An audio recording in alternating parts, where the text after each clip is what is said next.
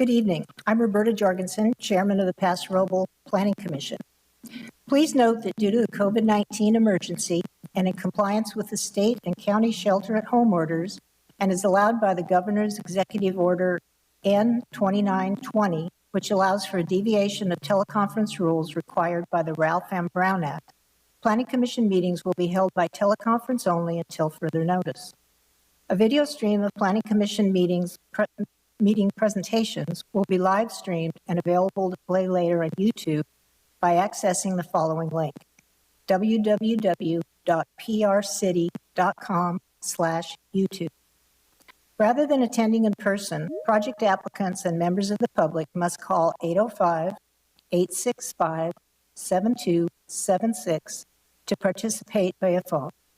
The phone line will open just prior to the start of the meeting at 6:30 p.m. Or written public comments can be submitted via email to planning@prcity.com. Written comments received prior to 12 noon on the day of the meeting will be posted as an addendum to the agenda online at www.prcity.com/agenda-center/planning-commission-5. If submitting written comments in advance of the meeting, please note the agenda item. So I will call this meeting of Paso Robles Planning Commission to order. And Commissioner Davis, would you lead us in the Pledge of Allegiance? I'd be honored to, Madam Chair. I pledge allegiance to the flag of the United States of America and to the republic for which it stands, one nation, under God, indivisible, with liberty and justice for all.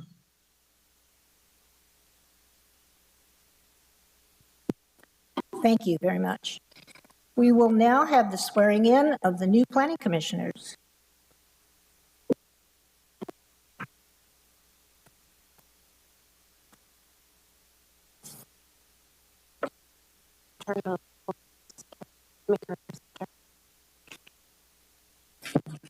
Test.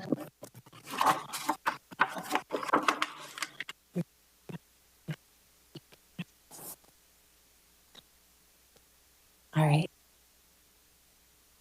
Thank you both very much. I'm Jessica Ferguson, and I'm one of our deputy city clerks. I would like to start with a bit of history of and why we take the oath of office. An oath of office is a pledge or an affirmation a person takes before assuming the duties or exercising the powers of an office. Every new council member, commission, or committee member, and every single member of the city staff have all taken the same oath, as mandated by federal and state constitutions. This mandate applies only to the public sector, for it is only in the public sector that all of our actions are taken on behalf of the public, not to our own benefit, but to benefit the community we serve. In the United States, we have a strong belief in the power and worth of an individual, but it's also true that we are all dependent on each other. We cannot be successful without each other. So it is with that, I ask those in attendance who have also taken the oath to stand in solidarity and support with Joel and Robert. So where I say my name, please replace with yours. The oath does say swear, but if you prefer to say affirm due to personal or religious beliefs, please feel free to use that. Okay. Go ahead and raise your right hand. So I, Jessica Ferguson, do solemnly swear that I will support and defend the Constitution of the United States and the Constitution of the State of California against all enemies, foreign and domestic, and that I will bear true faith and allegiance to the Constitution of the United States and to the Constitution of the State of California. That I take this obligation freely, without any mental reservation or purpose of evasion, and that I will well and faithfully discharge the duties upon which I'm about to enter. I do further swear that in all matters concerning the city, I shall strive to promote the common good to uphold the public trust without fear or favor of any person, and to leave the city greater and better than it was when entrusted to me. Wonderful. Thank you. Let me.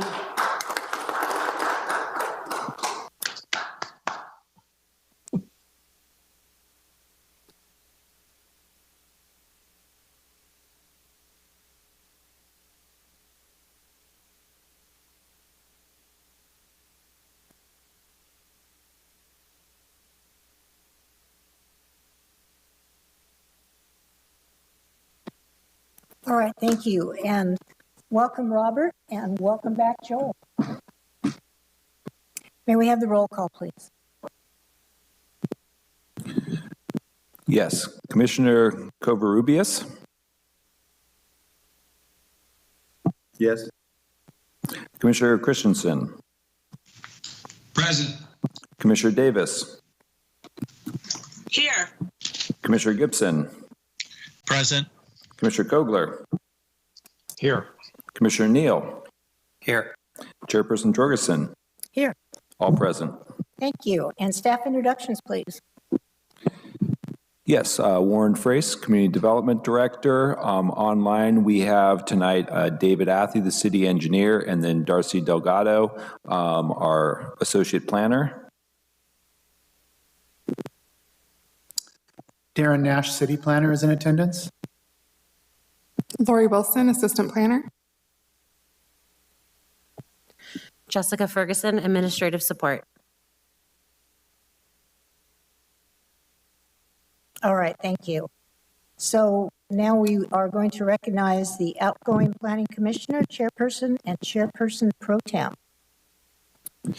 Yes, thank you, Chair and Commission. I think first of all, I would like to start with Leo. We understand Leo's got an important dinner date that he has to get to. So, Leo, we've got a nice plaque here for you.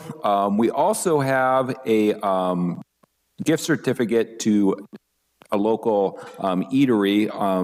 Typically, we do the reorganization dinner. That's kind of a tradition, but obviously we weren't able to do that this year. So instead, all the commissioners will get a gift certificate to a local restaurant. So we hope that, you know, that kind of takes the place until next year when we'll be together again and be able to do the formal recognition. So Leo, you know, really wanted to thank you for your 3 years of service. I know it's difficult with all your Army obligations and having to do 2 jobs at once, but we really appreciate everything you did.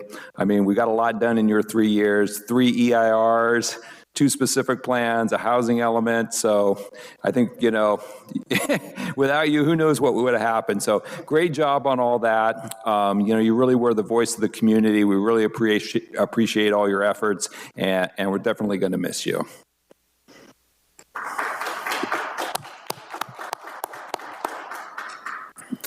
And then our outgoing chairperson, Roberta Jorgensen.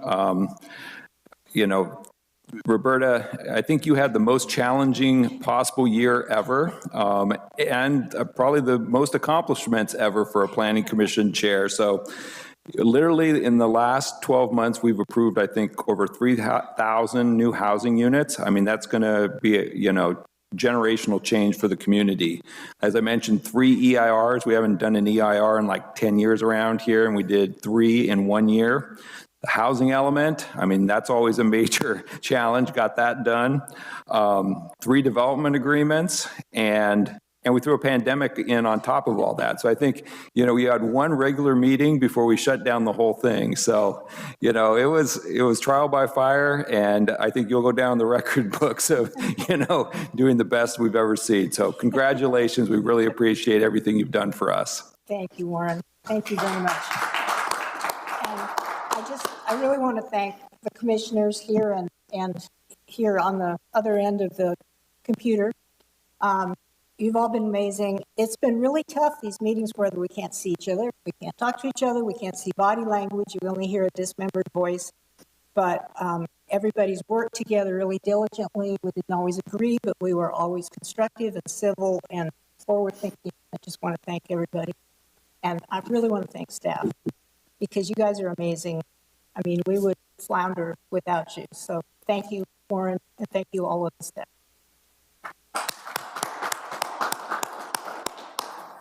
And then I'd just like to thank, Commissioner Kogler. He's been our pro tem for the last year. You don't get a plaque for being pro tem, Mark, but you do get a gift card. So thank you. And all the rest of the commissioners, everybody, like Roberta said, had to deal with a very difficult year trying to do all these remote meetings, and everyone just did a superb job. So thank you to everyone. We really appreciate everyone's effort and your dedication to the community.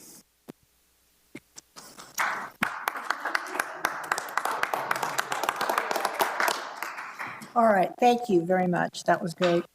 All right, it is time to elect a new chairperson for the upcoming year. And so I would entertain nomination. Madam Chair, I'd like to make a nomination. Yes, Commissioner Neal. I'd like to nominate Commissioner Kogler for chair. All right. And if there is no further discussion, This is Commissioner Gibson. I'd like to second the nomination. all right, thank you. I'd like to second it as well. All right, very good. All right, I think then I will call the question. Do we do this, Mr. Fraser, do we do this as a roll call or as a voice affirmation? I guess it would be the chair's discretion, whichever All way right. you want to do it. Then let's just do it as a voice affirmation. All those in favor of Commissioner Kogler becoming the chairperson of the Paso Robles Planning Commission signify by saying aye. Aye. Aye. Aye. Aye. Any opposed? Nope. So Mark, congratulations. You Thank are you. it. And you can start right now. This is jump right in. Thank you. Roberta, it goes without saying, you are going to be a very tough act to follow. You've done a magnificent job this last year, as staff was alluding to, and I know all of us as commissioners have appreciated the effort you've undertaken and what it's really taken in terms of actions to keep things moving during the course of some of the more difficult discussions. You are a master at doing that, and I certainly will try to emulate the kinds of things you've accomplished. Just a couple of other quick notes. Welcome to you, Robert. At least I've seen you on screen. You haven't seen the rest of us, but we'll hopefully cure that pretty soon. And I'd really like to quickly just give some thanks to Leo. Leo and I came on the commission at the same time. I'm going to miss a lot of things about Leo, not the least of which is the fact that he was the best dressed planning commissioner at every event I ever saw. So he set the bar for style, and we're going to be lacking. And if you've not seen him styling, it's not Army Green, let me tell you that. So congratulations, Leo, and I wish you well in everything else you're going into. Having said that, I presume now it's my job to conduct the election for the Chairperson Pro Tem. Are there any nominations for that position that somebody would like to put on the floor? This is Sherry Davis, and I would like to nominate Commissioner Joel Neal, returning Commissioner Joel Neal, as our Chairperson Pro Tem. Is there a second to that? I will second. Commissioner Jorgensen. Seconded by Commissioner Jorgensen. Any further questions or discussion on that, rather? If not, I would call for a general acceptance of that by a voice vote. All in favor, please say aye. Aye. Aye. Aye. Any opposed? The motion carries. Joel, I have to leave for a while. Could you take over the meeting? Kidding.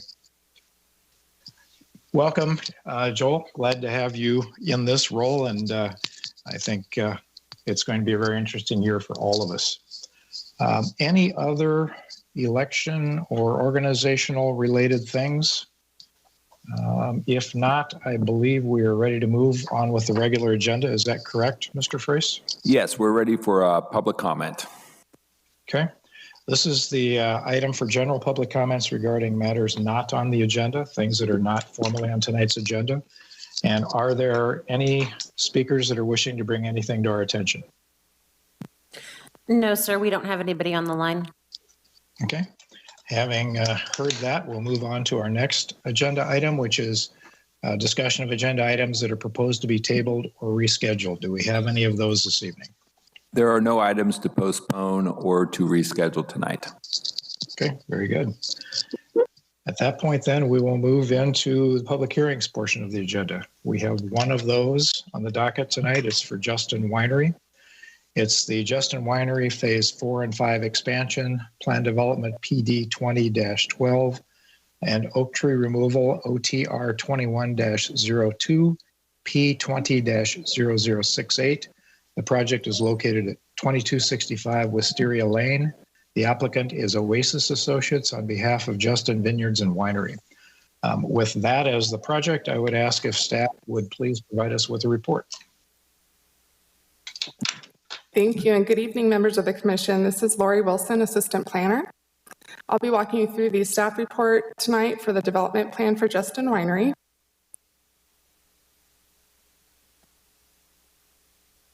Bear with me just one moment. Oh, there we go. Okay, so the site's located at 2265 Wisteria Lane. It is zoned industrial, has a general plan land use designation of business park. The site's approximately 20 acres in size. The development plan that we're looking at tonight would encompass roughly 12 acres of this site. There are 3 existing buildings on the Justin site today. Buildings 1 through 3 are existing and highlighted in blue. The project. Excuse me, one second, I apologize. This is Commissioner Christensen. I don't have that showing up on my screen. Fielder, are you getting it on yours? I don't think any of us are. I'm seeing the screen. Are you? Okay. I'm not getting it either. Yeah, me This is Sherry, and I can see the screen. I can see the site plan. So it should show up on your Teams feed. So you're not seeing it on Teams right now? Negative. I am not. I see only my own initials in the white circle. And I haven't changed anything from mine either. I can log out and log back in if you think that'll work. There's a lag there. Tell you what, why don't let's pause for a moment. Why don't you both log out and log back in? Because it's working on our end and it sounds like it's working for most of the commissioners. Will do. Be back in a minute. Copy that.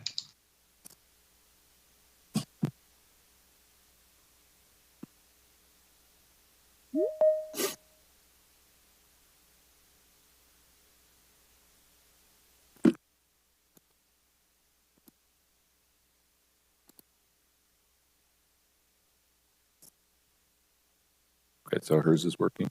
Got it, Warren, now. All right. Okay. Mark. Christensen, I got it too. Okay, so everybody can see it now? Yes, thank you. All right, Thanks for your back to the show. Thank you. Okay, so just backing up a step to make sure everyone's caught up. So this is the site we're looking at tonight, 2265 Wisteria, a 20-acre site at the end of Wisteria Lane. The 3 existing buildings on the Justin site today, you should see there now, are highlighted in blue.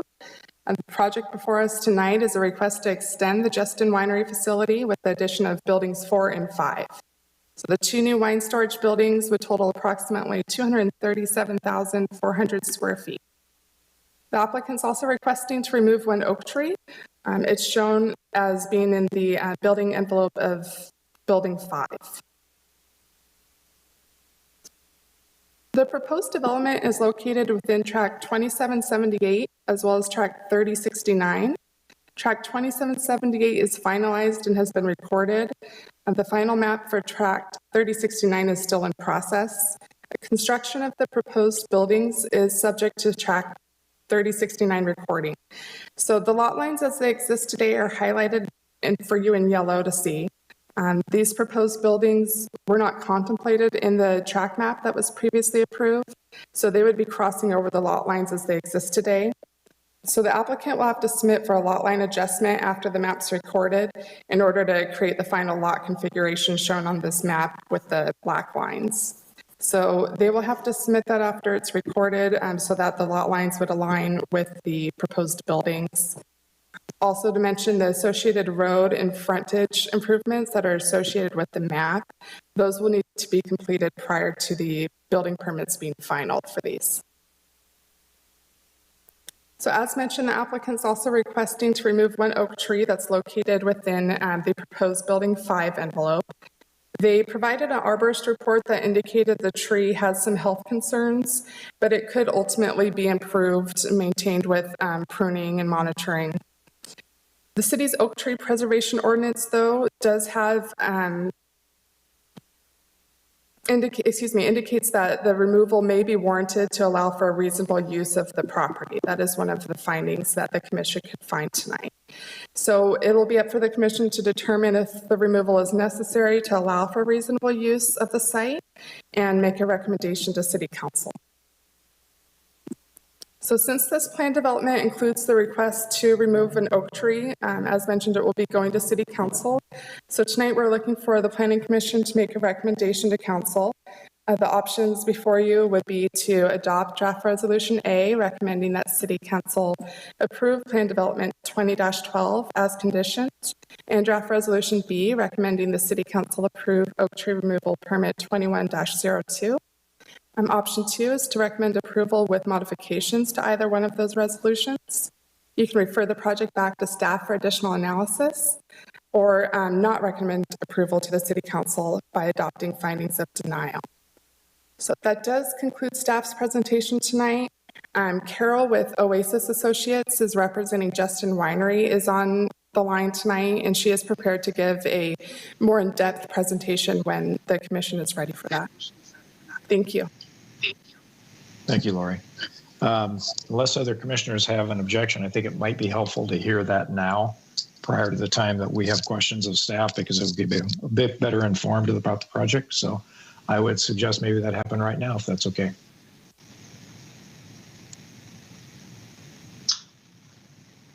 Lori, this is Carol. Can you allow me to share my screen? Yes, give us just one moment, Carol. Sure. Thank you. No worries.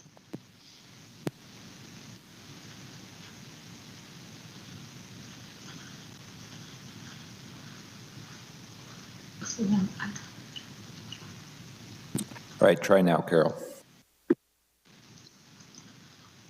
How's that? Good, we have it on the screen. Great. Thank you, Chair. Good evening, members of the Commission. My name is Carol Florence. I am a principal planner with Oasis Associates representing the applicant Justin Vineyard and Winery. I am accompanied this evening, although you can't see them, nor can I, by Steve Beard, who's the Director of Capital Project, Andres Ulate, the project architect with Steve Polson Associates, Rob Miller, our civil engineer with Wallace Group, Chip Tamani with A&T Arborists, and Emily, you are an associate planner with Oasis. It was our distinct pleasure to work with Lori and Darren on the project, and especially the DRC, who provided informed, clear, and concise direction to us. So this evening, I would respectfully request that the Planning Commission review the project details and ultimately recommend approval of PD 20-12 and the second resolution approving the removal of one oak tree, OTR 21-02. The applicant has reviewed and accepts the 13 conditions of approval noted in Exhibit A, as well as the 51 conditions of approval noted in Exhibit B and the related findings. From a historical standpoint, this slide represents the campus history starting in 2001 with the first subdivision, construction of Wisteria 1 in 2008, another subdivision in 2016, and the continued build out of the campus. I think the Planning Commission reviewed the most recent project, which was Wisteria 3 in July of 2018, which brings us to this evening.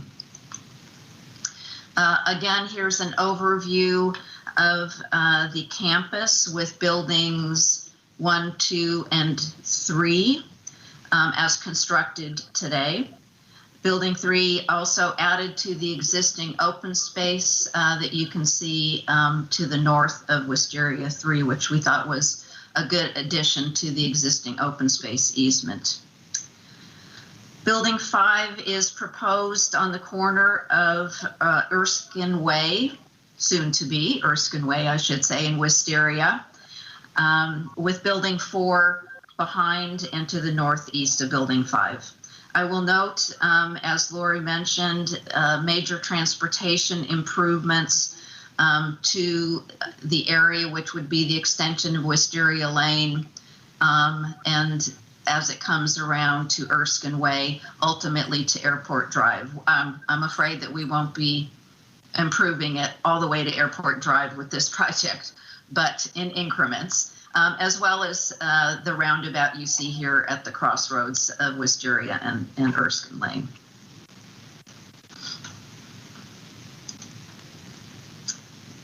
These perspectives show Building 5 as viewed from Erskine Way. You can see the small little view points here on the bottom right. And then Building 4 essentially also from Erskine Way, looking in a southwest direction.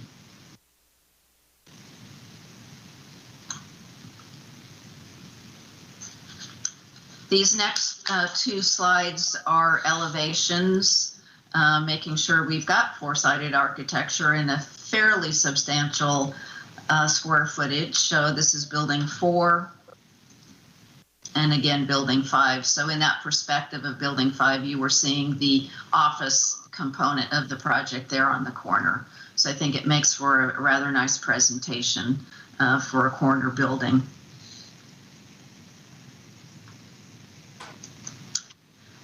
For comparison, again, and this came out of the DRC meeting, wanted to see the relationship of the existing building, which this is Wisteria 2, as you can see here in plan and then in elevation, and then the partial elevation of Wisteria 5.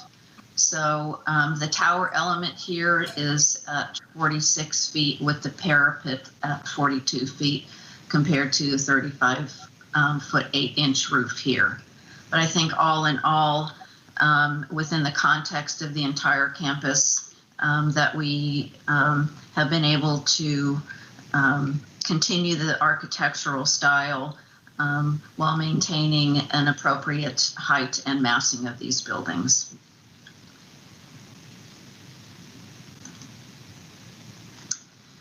With regards to the conceptual landscape plan, this slide depicts the proposed fencing along the streetscape here as it moves back into this area, is the example of here of the metal picket fencing. And we've relegated the chain link fencing basically to the rear so that it would not be visible from the street. I want to tell you that the design team arranged and rearranged and then rearranged the buildings and the parking areas to avoid impacts to oaks, except for oak labeled T3 in this location. We have designated 4 areas, as you can see here in green, excuse me, for oak tree replacement, where the 13 oak trees will be planted. Again, the project arborist is with us this evening to discuss the health and vigor of the tree to be removed, so please query him as required.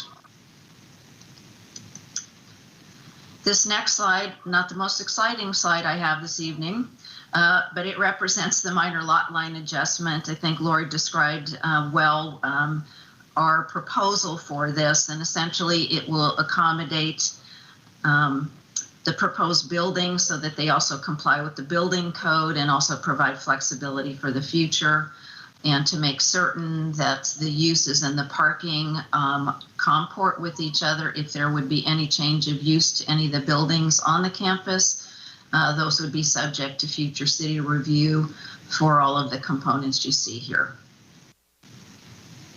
Again, Rob Miller is with us this evening if you wanted to ask Rob some questions about the lot line adjustment itself. So speaking of parking, as noted on the historical timeline, buildings have been constructed over a period of years, and with each addition, the related parking was revised to accommodate the new uses.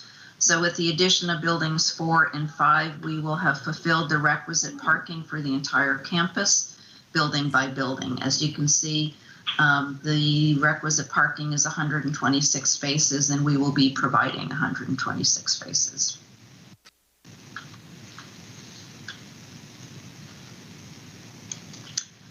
Our last slide addresses the campus operations and includes circulation for employees, and that is the purple lines. Passenger vehicles, which is the teal, you'll see here. and the trucks, which are the larger blue. Safety is Justin's #1 concern, so we have minimized the truck routes, essentially ingress on Erskine Way. They'll travel this direction and out onto Wisteria between Building 2 and Building 1. We feel that that is a much safer route than having two-way truck traffic. Pedestrian routes, if you note here, are noted again in purple. They're clearly delineated as they go from building to building, but I can tell you workers predominantly work in a specific building, and I should note also that their break rooms are in the building that they're working in. So we try to minimize, again, that pedestrian flow, although we make certain that there are accessible routes as well as delineated pedestrian pathways. There's also, as you can imagine, forklift traffic between the buildings, but that too is minimized to the greatest extent feasible. From an operational perspective, again, the harvest is the busiest time of year, which can start in August to September timeframe, and that can last anywhere from 10 to 12 weeks, and that's when the facility during those times can operate approximately 20 hours per day. So again, underscoring the safety components of that, I think this layout responds to those safety issues even during those harvest times. And finally, to the question regarding lighting, you'll note that condition #5 speaks directly to the requirement that all new lighting will be shielded and directed downward in such a manner as to not create off-site spill or glare. And lastly, I'd speak to noise-related impacts. Again, DRC was concerned about that. Those, again, are addressed in condition of approval #6, which states that the project shall comply with the noise standards that are embedded in the Muni Code section 21.60. That concludes my presentation. Again, we have a team of design consultants with us this evening. I want to thank you for the opportunity to make this presentation and certainly for your positive response. We're available to address the Commission's comments and our questions. Thank you. Thank you. That was very thorough and helpful. I think what I would like to do is stick a little bit with our normal procedure in that I would ask for a poll of the commissioners as any questions that you have for staff and primarily for staff. And then when we kind of go through that, I'd like to open the public hearing. And then for additional questions that we would have of the applicant, we could continue with that. But I think it might be appropriate to get the hearing opened at that time. So at this point in time, are there questions that the commissioners have of staff? And I would start with Commissioner Jorgensen.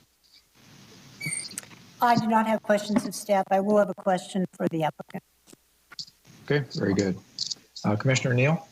No questions for staff. Thank you. Thank you. Commissioner Davis? No questions for staff at this time.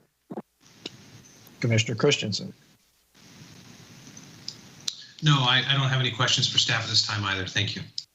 Commissioner Gibson? I do have one question, probably for Warren or Darren. It came up in the DRC, and it was just mentioned just now by Carol.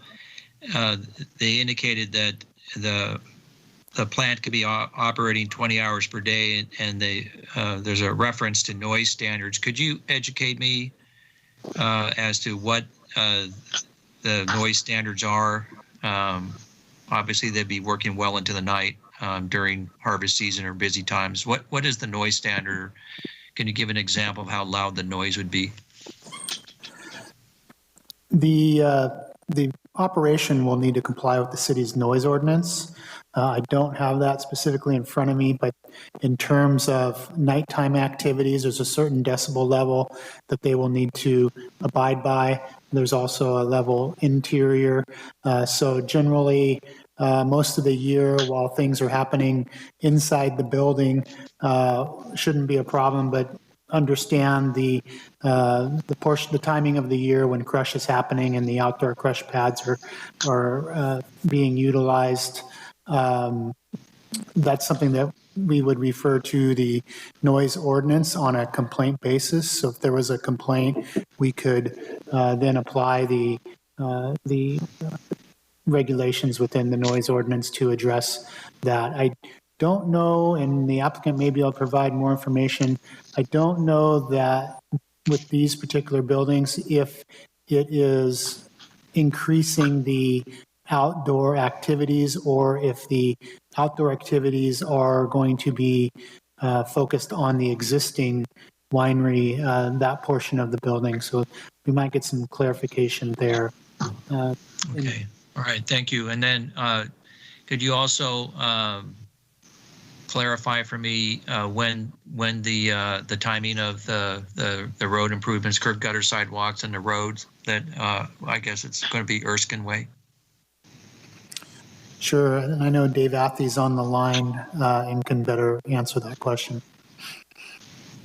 Yes, thank you, Darren. Commissioner Gibson, so we're currently working with the applicant. The first step is to submit the final map for recordation along with the public improvement plans. Those have been worked on and are close to approval. So the applicant can pull that permit as well as the building permit and start on construction on both of those. So by the time that either building 4 or 5, whichever is last here, has to go to final the road and to the end of phase 1 of the tentative tract map 3069. And phase 2 is the next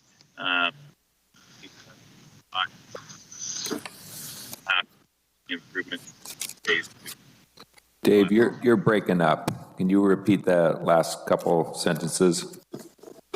Sure. So they'll have to basically construct these road improvements as the final portions of the final map.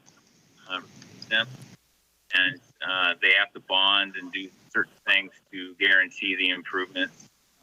And prior to development, finish the phase.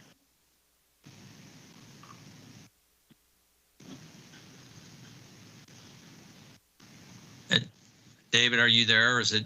I'm not hearing anything. Can you hear me now? Yeah. Let me just see if I can cut to the chase here, because I keep losing you.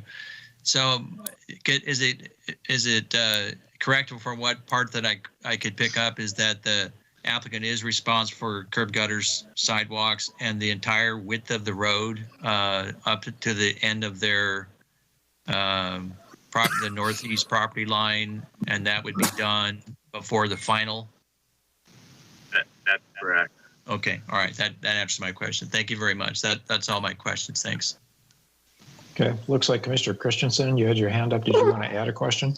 Yeah, and I apologize. I was on this, but I thought a better question for staff that maybe they could educate me. Darren, if you don't mind, maybe you can explain the reasoning behind having separate parcels instead of just having the one, especially having a parking lot as its own parcel. And technically, I would assume that would be something that could be sold separately. Not that that's going to happen, but I'm just curious behind that thinking. Why not just merge them all into one parcel, if that was considered at all? Thank you. Yes, absolutely. So that was a question that staff had initially as well about this project, but it's not uncommon for projects of this type to have separate parcels and the buildings on separate parcels. Sometimes it's for financing purposes. Other times it gives them alternatives in the future for different uses of the building. So they are proposing that the 2 buildings be on separate parcels and then that parking lot area be on a 3rd parcel. Staff's concern was more specifically with the parking lot being on a parcel. And as you point out, the ability of having a separate parcel is that it could be sold separately from the project. So there is a requirement that there be a reciprocal parking and access easement over all of these parcels. Because generally what this property or what this project is proposing is removing some of the existing parking lots to accommodate these buildings, along with the construction of the new parking. So the condition of approval that they record that reciprocal access is a requirement. The other thing that would be required is if they decided to do something different with that parking lot parcel or any of these parcels that was not in compliance with this development plan, that if it gets approved as proposed, the future project would need to comply with the development plan. And trying to sell off the parking lot parcel would not be consistent with the development plan, since it would not provide the appropriate parking. So they would need to come back and amend the project to show how the parking was going to be altered if they wanted to do something different with the parking lot parcel. Great, thank you. I appreciate that. Okay. Commissioner Converbius, questions of staff? No questions for staff. Okay, thank you. I just have one. It's just a bit of a technicality. In the staff report on page 14, under the phasing paragraph, there's a statement I'd just like clarification as to what it really means. It says the construction of building 4 would vest the entitlement. Explain that last part of that term, if you would. Vest the entitlement, please.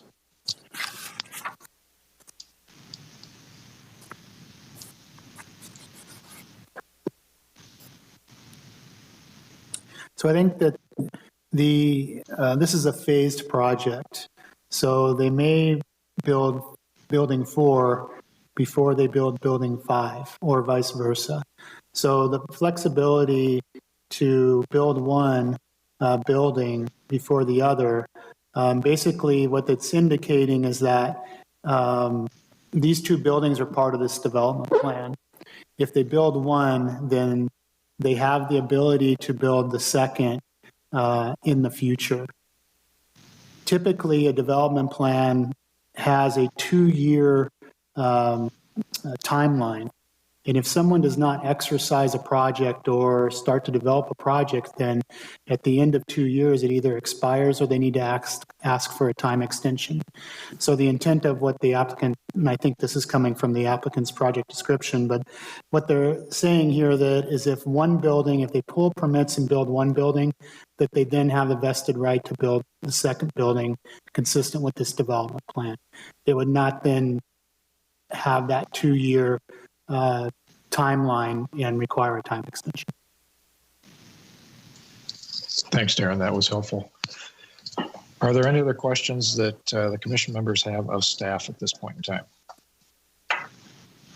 If not, I would like to open the public hearing, and we can kind of continue with questions that now maybe are a little bit more broad that either the applicant, their representatives, or even staff can assist with responses.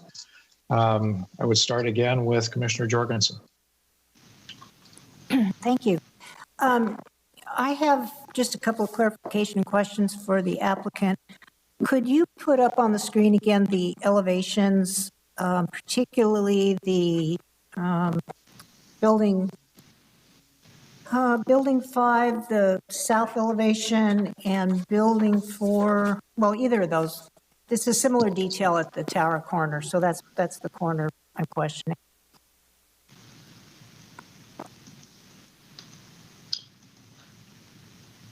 So, Commissioner, is this the slide that would be helpful, or is another slide that would be helpful? The elevation with the dimensioned elevations, that'd be great.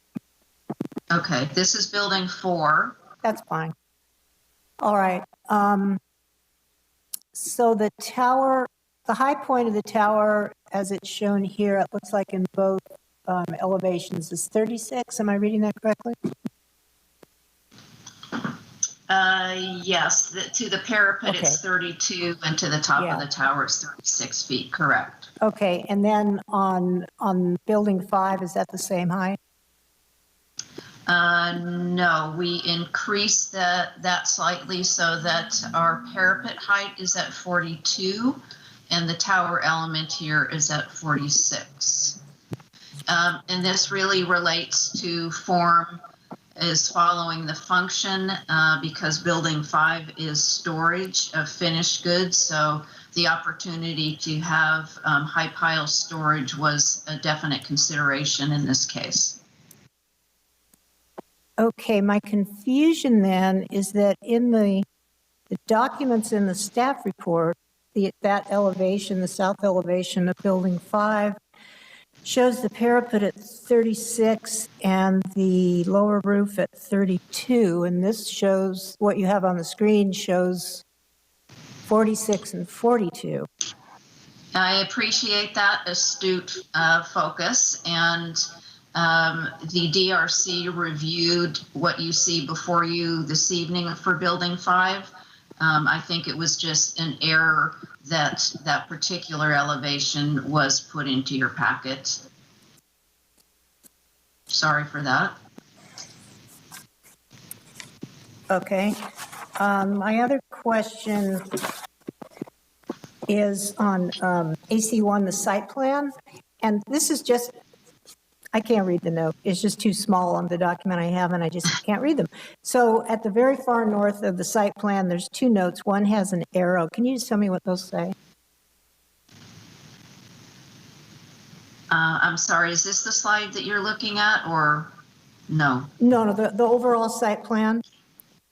What page? It's AC1, and let me see what the staff report, page.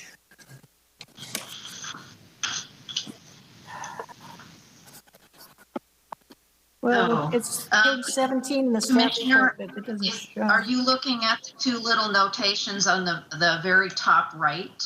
Correct. Yes, sorry. That is an overflow area for trucks to come in and basically park for a bit and then come back out. So that is a permeable surface area just for trucks to get up into a kind of a staging area. And that other, you're right, this is very small. I'm looking at an 8.5 by 11. The other arrow is pointing to the wastewater facility. And if you'll hold on for me 1 second here, I can get to a slide that I didn't show you, and Rob Miller's going to be upset that I didn't. But this actually, this is the stormwater. If you can see the slide here, what you're looking at here is treated wastewater. But I think the arrow on AC-1 is pointing to this area here. All right, thank you. Thank you. That's all the questions I have. Thank you. I would just quickly ask staff, is it indeed that our packets had one piece of information, but DRC saw something slightly different has been presented and described tonight? This is Lori. That's correct. Yeah, it was an error on my part on the elevations that are in your packet. So what DRC saw is the same as what Carol's presenting tonight. Okay, Yeah, great. Thank you. Sorry about that. This is Commissioner That's Neal. not a problem.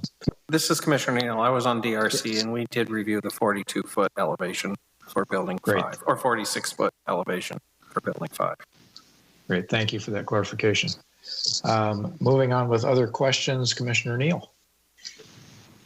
I have none. Thank you. I was on DRC and most of my questions were answered. Thank you.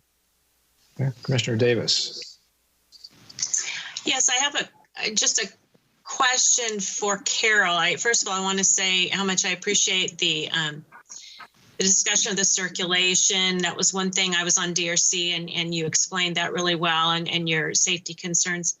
One thing that the DRC was looking at was the landscaping plan and recommended that it be, a little bit more robust. Can you tell me maybe what's different from DRC and now? We don't have an actual, obviously, construction document for the planting and irrigation plan.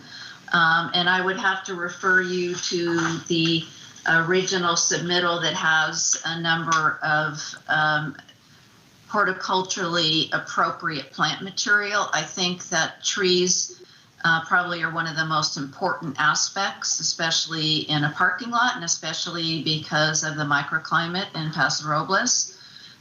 Again, we are all concerned about water, so you'll see that the list of plant material is sometimes native, but mostly drought tolerant, since the landscape architects must comply with specific calculations for water use.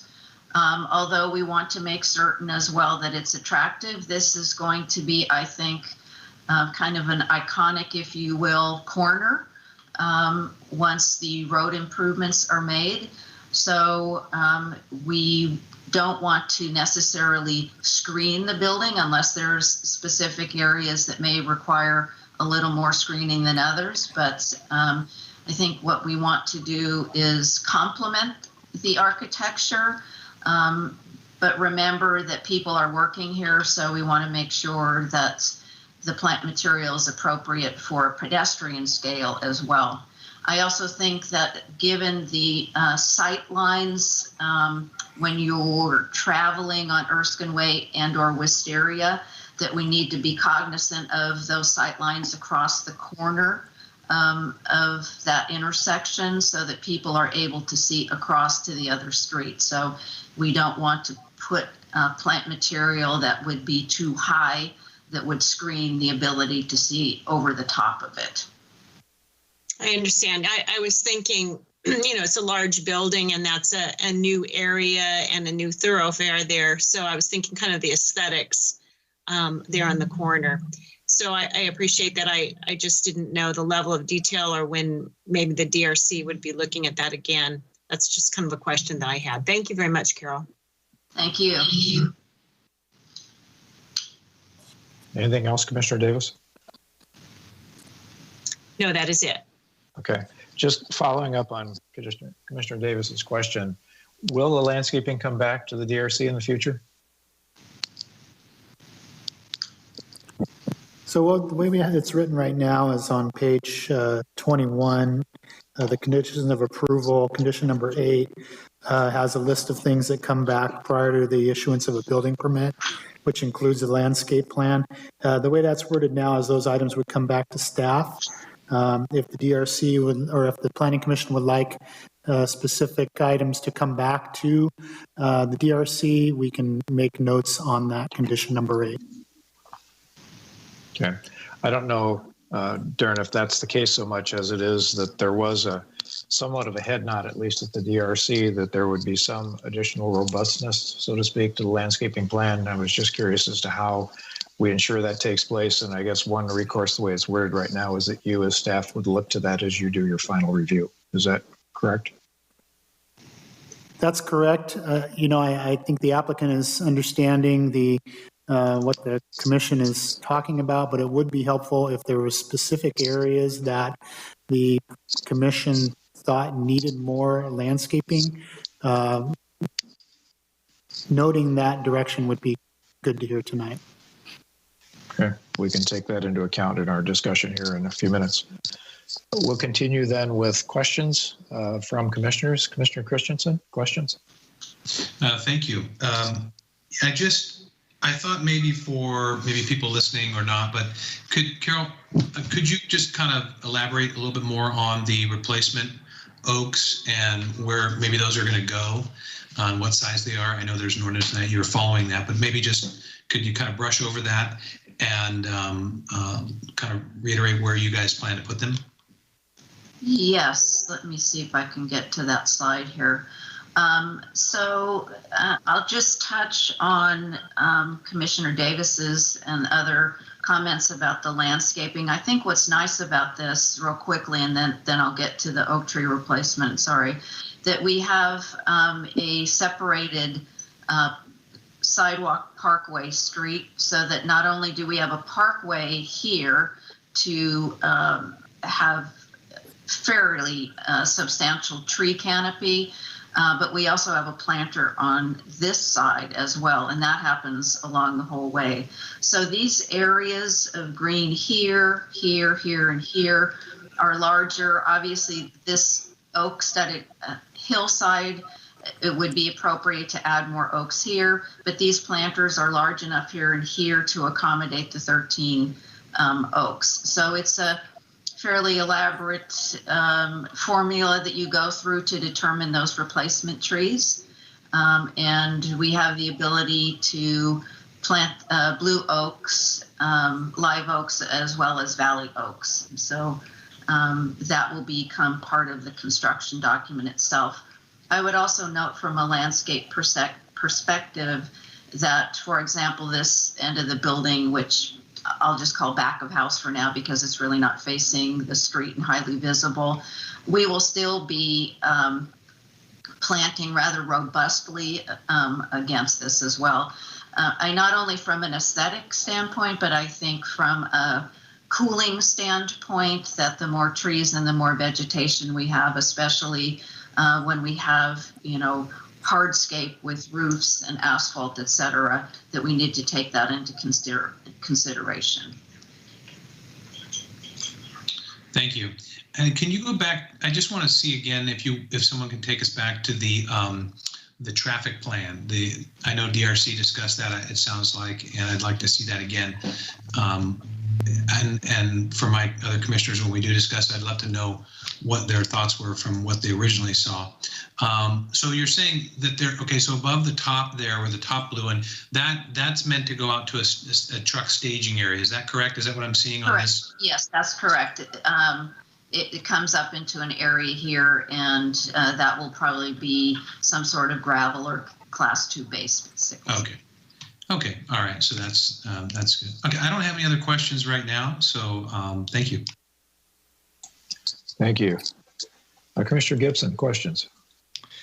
I do have one question, just for clarification and for reference, if on page 17 or page 33, which is the blow up of AC1, it looks to me that, and again, having this current slide up is perfect for our purposes. It looks like the main truck traffic is going to be coming in on the east side of the campus off Erskine Way. Carol, can you give us some sort of assurance that, because it's hard to tell with the scale, but it looks to me like some large trucks are going to be pulling in there, that there's enough room that they can pull in and then back into the loading docks without impeding or impinging Erskine Way, which is going to be a major arterial highway. Exactly. I think also, I'm just going to point out that there's a gate here, and so there's ample room for trucks to move in and out of the right-of-way, if you will. The next time I do a presentation, the civil engineers will love me for saying this, because they put turning templates That would have been great. That would have been great. So that you can actually see the truck movements essentially coming in and backing into the loading area, coming in and backing into this loading area. So I'll do that next time, but I can assure you, and Rob Miller is on the meeting here, he can confirm that is what we do when we start to do site planning. Okay, that's perfect. I appreciate your comment and your reassurance. That's all for me. Thank you. Commissioner Converubias, questions? Hi, Carol. As a new commissioner, I read the proposal pretty thoroughly yesterday and this morning. Question for you, right now, how many employees does the winery currently maintain? I'm hoping that Mr. Beard is on the call, and maybe he could be unmuted and help me with that. Lori, can you tell? Yes. Can everyone hear me? Yes. So during harvest, it'll peak at, I don't have the number right in front of me, but I believe it's about 120 employees. And during the rest of the year, meaning the non-harvest, it drops by about 40 employees, reduces by 40 employees. Okay, so with the addition of the two buildings, is there going to be an increase of employment? Or is it going to be about status quo? There's going to be a slight increase. Building 4 is planned to be barrel storage. So really in that building, there's really going to be a few forklift drivers. There's no processing in that building. Again, it's just a storage building. Building 5 is finished goods, shipping and what have you. So there will be an increase in employees for building 5, and that counts like 20 to 25 people. Okay, so when I'm looking at the employee circulation map that you have on here with all the trucking, where those trucks enter off of Erskine Way, is there going to be clear signage right there where the employees are crossing for those trucks to be able to adequately stop or see pedestrians as they're walking through there? Absolutely. Getting to building 4, our intent would be to go around the west side of building 5 on a path that way. You see that purple line there on the west side of building 4. They'll go around building 5 and cross there. So the only truck traffic that's going to be allowed interior to the campus, if you will, or at least what we're calling interior to the campus, will be harvest trucks. Long haul trucks will not be allowed in the interior of the campus, and they will just approach those 2 truck docks shown at building 4 on the east side or building 5 on the east side. So all long hauls will only be allowed in that area on essentially either side of that blue arrow that's shown on the entrance from Erskine Way.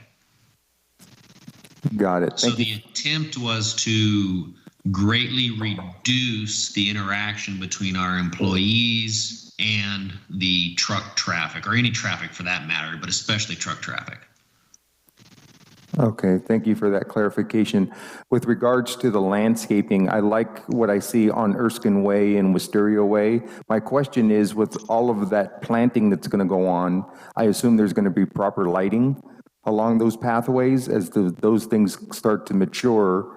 They can become very private for safety purposes. I assume plenty of lighting through there. I appreciate that, and I know Rob's on the phone. I don't recall on the public improvement drawings for Wisteria and Erskine if there must be street lights, Rob? Yeah, if you can you hear me okay? Yes. Yeah, there are street lights planned on Erskine Way, so there will be in the public right-of-way lighting, and also, of course, there are mandatory lighting requirements that will be adhered to in the parking lots as well, but certainly in the public right-of-way. Thank you very much. No more questions. Okay, thank you.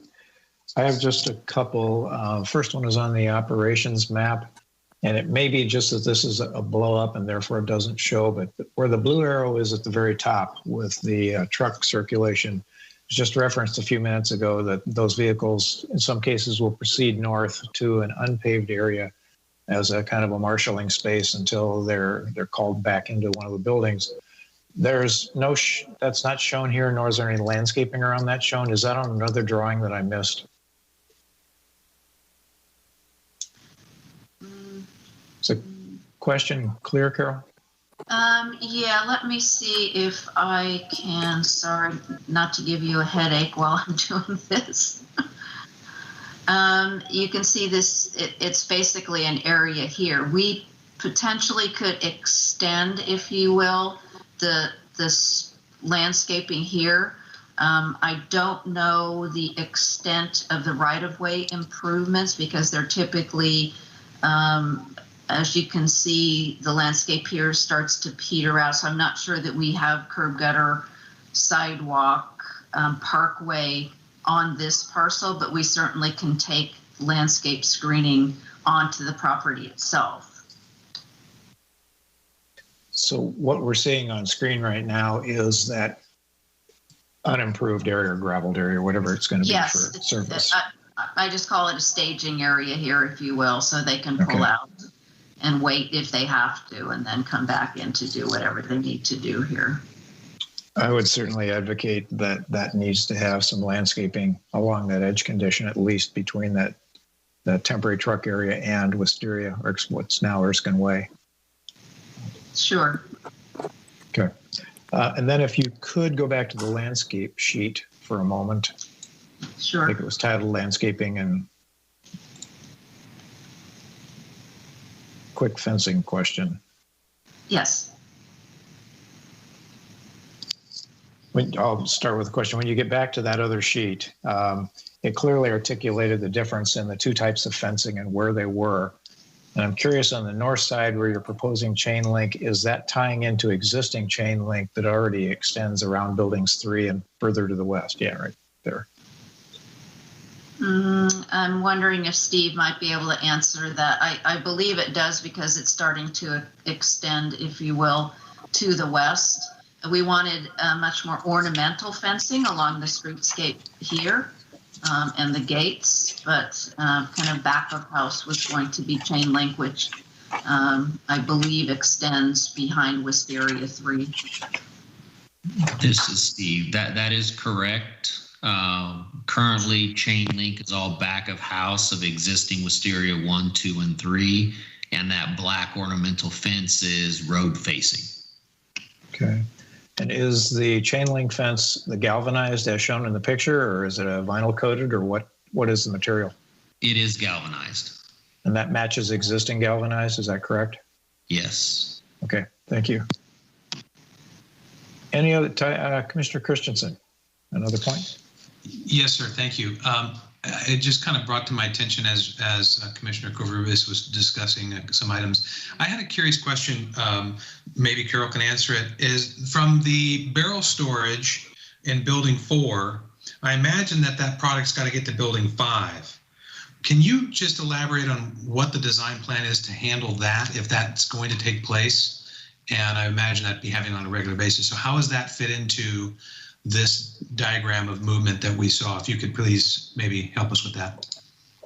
Well, I'm going to start out just by giving you the operations per building, and then I'm going to ask Steve to elaborate on that. So building 1, which in this case is off-stream, is offices, storage, and bottling. Wisteria 2, which is here, is office and the fermentation tank and the presses. Wisteria 3 is storage. Wisteria 4 will be storage, and Wisteria 5 will be finished goods and the office space. But if you want to know what pumps into what and where, I'll leave that to Mr. Beard to explain that to you. Thank you. So Wisteria 2, as Carol mentioned, is pressing and fermentation. So today we will pump from Wisteria 2 to Wisteria 3 to go into barrels. So we have very limited forklift traffic from Wisteria 2 to Wisteria 3, again, because we are pumping across. So all barrel operations currently occur in Wisteria 3 and would continue into Wisteria 4. Future plans in Wisteria 5 is for a second bottling line. Currently, there is a bottling line in Wisteria 1. We would look to be adding a second bottling line in Wisteria 5. So we would pump again from Wisteria 3 over to Wisteria 5, in which case it'll go into a case in our finished goods warehouse. So the attempt is to minimize the forklift traffic from building to building by pumping from building to building. Okay, so barrel storage out of 4, does anything from 4 go to 5 or to 3? Wisteria 3 and 4 are going to be barrel storage, so all barrels will be handled in those 2 buildings. But where we fill barrels and empty barrels occurs currently in Wisteria 3, which is where it will remain. So we will actually pump wine from Wisteria 3 over to Wisteria 5 to the bottling line. So typically, no, nothing would go from Wisteria 4 to 5. And it hasn't been shown, but there's actually a little bit of an elevation change between 4 and 5. So we don't want to be moving goods back and forth between Wisteria 4 and 5. There's just a higher risk having to go across the elevation changes. Great, thank you for that. I appreciate the help on that. I have just one more follow-up question. It's a theme that was on before. The truck turnaround, which is a truck storage or marshaling area, which is on this project overview sheet. Just looking back through my packet information, that was pretty much absent from what we had. It was on one little site plan drawing, but there was no demarcation of materials or anything. And I'm curious of staff if that being a gravel or some other similar material, not a paved material, if that's acceptable. And why that might be the case when there's such a high level of improvements on this site overall.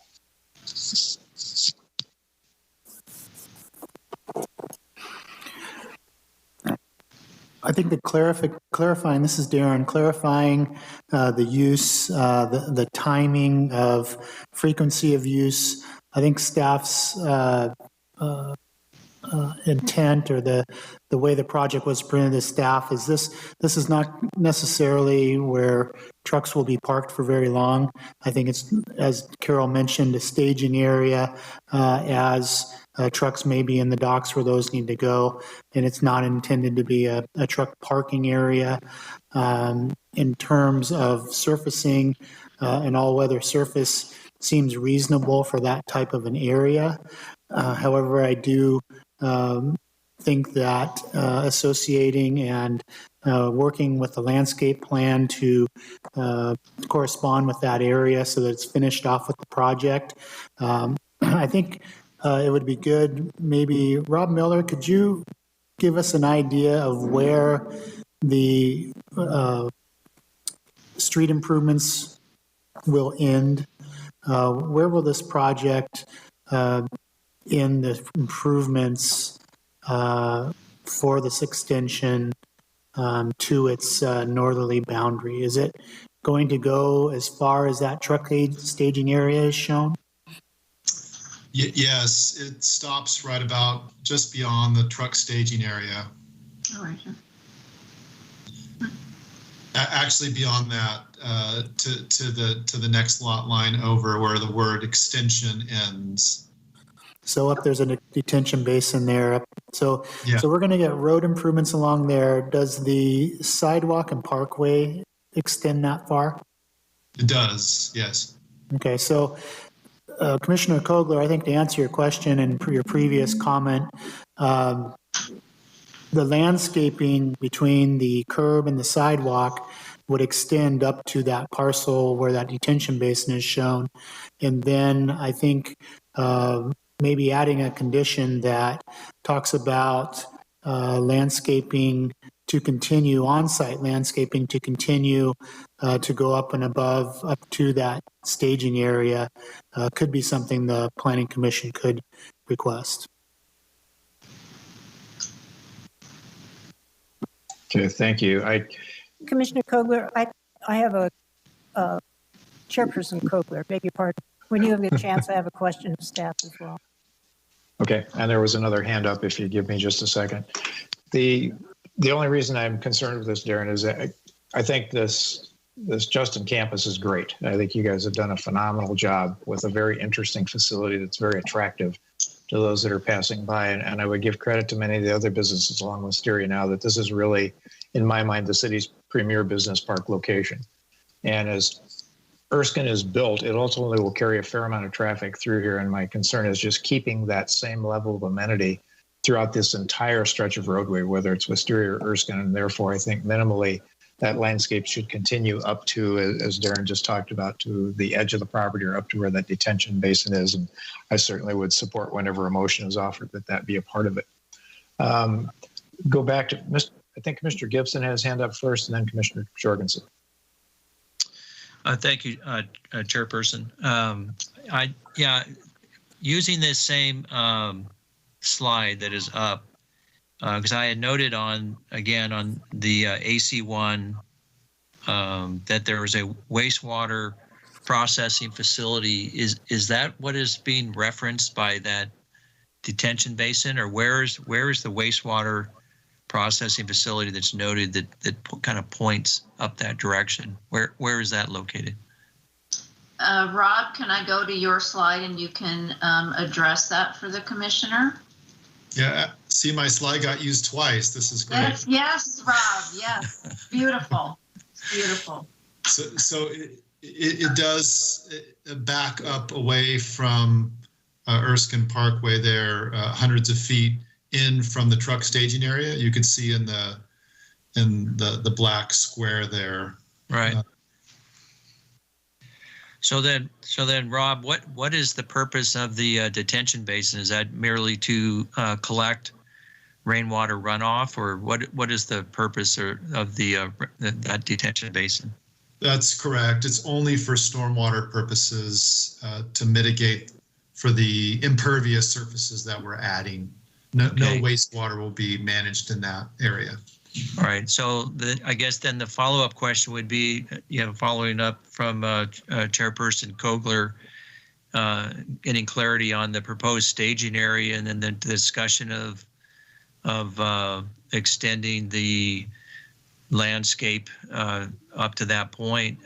Why wouldn't we then extend it to the detention basin? I mean, although I'm a little confused because it seems like it's actually off-site of what's being described as the campus. So could you maybe clarify that point for me? Sure, I'll take a shot at that.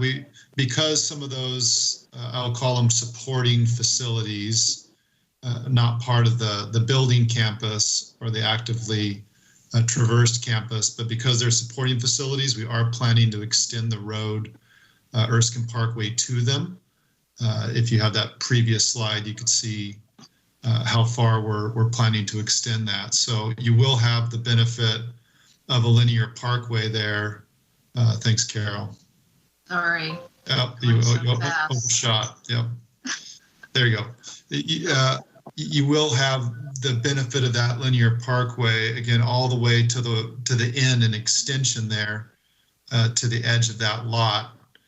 Because we will be, when we record the first phase of that map, the plan is to develop that road out to that point and have access to those lots for those supporting facilities.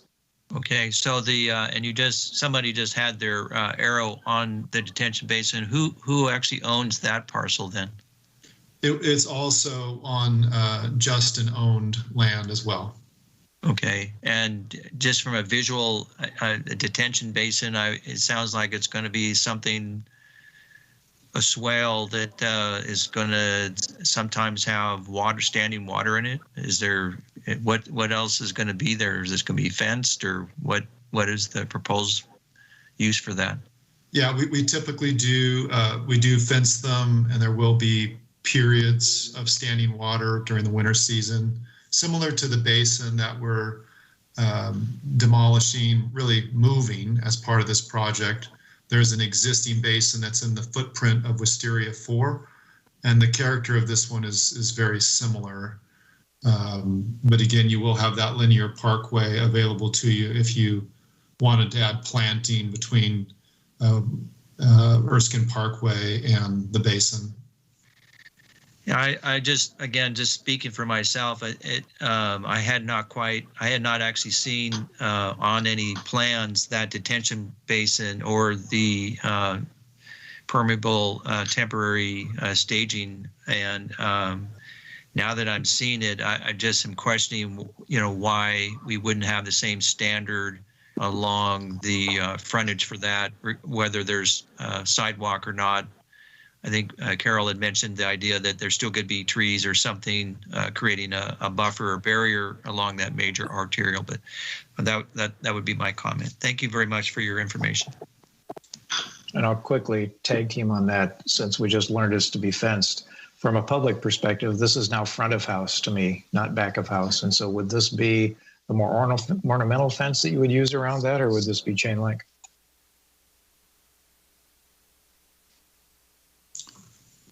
I'll leave that to Carol's discretion there, but I would think ornamental fencing may be appropriate. Oh, yes. Given the visibility.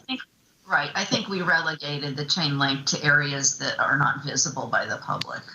Thank you. That was the right answer from my perspective. Commissioner Jorgensen, I think you had something.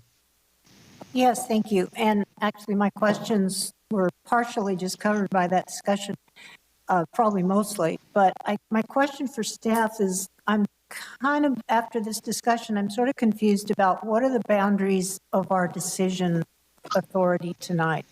Does the development plan include Lot 10, which is the detention basin? Or I don't know where we stop on what we're approving tonight. And I think that's kind of evidenced by our confusion about the edge treatment to the state truck staging as well as to the retention basin. From what I'm hearing from the applicants, the on-site circulation is designed to have this staging area, as well as the drainage needs to have the drainage basin. So these facilities should be included in the development plan for this project. These are, and they should be incorporated with appropriate fencing and landscaping to be incorporated into the project. I think that adding some conditions of approval that specifically, I've already been taking notes because I'm hearing what the commission is saying, that we can expand on condition number 8 that requires the landscaping and fencing plan that's already required to come back for staff review to include these areas, and that these areas be intended as Commissioner Kogler said, front of house, and include the ornamental type fencing and landscaping that would continue as it does along the front of the projects of building 4 and 5. Thank you. That answers my question. Okay, very good. I had 2 hands. I'm sorry. Did you have more, Commissioner Jorgensen? No, that was it. Thank you. Okay, thanks. I had 2 hands up. I think Commissioner Gibson, you were up first. I'm sorry, I'm just trying to turn my hand off. Oh, okay, turn your hand off. Then I know, I think Commissioner Davis probably had her hand up. Is that correct? Yeah, mine was really up. It was a real one. Okay. It was a real one. Since we're talking about this area near the retention basin, I just have a question. Maybe Carol or your staff could answer it. Is it the same ownership in the next property, that next box right to the left of the retention basin? Is the same owner? Yes, it is. Okay, thank you. I would also just say that the utility sheets, C-1.2, clearly shows all of these improvements, the stormwater detention basin as well as the wastewater facility, although looking at it, you could say, oh, they're off-site. They're really not off-site. They're part and parcel, if you will, to the campus function. So I apologize. Here I go again. I should have put up one of Rob's engineering sheets for you. Okay, I think we're clear on those things. Thank you. Are there any other questions at this point in time that commissioners have of either the applicant or staff? If not, we are in a public hearing and we haven't sought public comments yet. So I would ask staff, are there any members of public waiting to comment on this item? No, sir, there are not. Okay. That being the case, I would close the public hearing. And I don't know that there are any specific other questions to address, staff to address based on the discussion we just had. I think Darren indicated he'd been taking copious notes, so when we get to a motion stage, we can get back into that discussion. Are there any discussion points that the commissioners would like to provide at this point in time? I'll kind of quickly go back through the same order for tonight. Commissioner Jorgensen, any other discussion or comments on this proposal? No, thank you. Okay. Commissioner Neal? No, thank you. Commissioner Davis? Nope, I'm fine. Thank you. Commissioner Christensen? No, I don't have any. Thank you. Thank you. Commissioner Gibson? No, thank you. And Commissioner Conger-Rubias. No, thank you. Okay, and I don't have any either. So with that, presumably being a complete discussion of questions and discussion points by the commission, it would be appropriate if somebody would be interested in providing a motion. There is a draft resolution A that's on page 18 of the packet, which would be the basis for the first of our actions. And I think if there's movement to approve such a resolution, I would ask Darren to interject with some of the discussion points that have been raised that he would add to the language. So Commissioner Kogler, I'd like to make a motion. This is Chairperson Kogler. I apologize. I'd like to make a motion. This is Commissioner Neal. And I think I have taken notes regarding this. I do have a question on Exhibit A. It looks like item 3 was deleted. So there is no item 3. So that would change everything down below. It would not. So, but for the purpose of this motion, I will say item 8 on Exhibit A will be adjusted.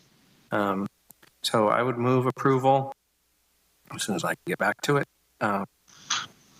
of draft resolution A recommending the City Council approve plan development 20-12 with the following changes to Exhibit A, Condition 8, Item A, landscape plan to include Lot 10, Tract 3069, including streetscape landscaping, and adding the condition that the landscape plan return to DRC for review and approval. I second that. Did I get everything, Darren? Landscape and fencing plan. Landscape and fencing plan?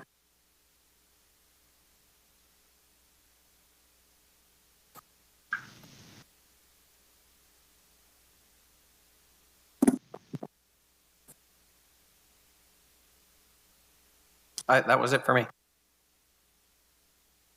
Yeah, this is Commissioner Christensen. I second that. From my notes, it sounds like you got everything there too.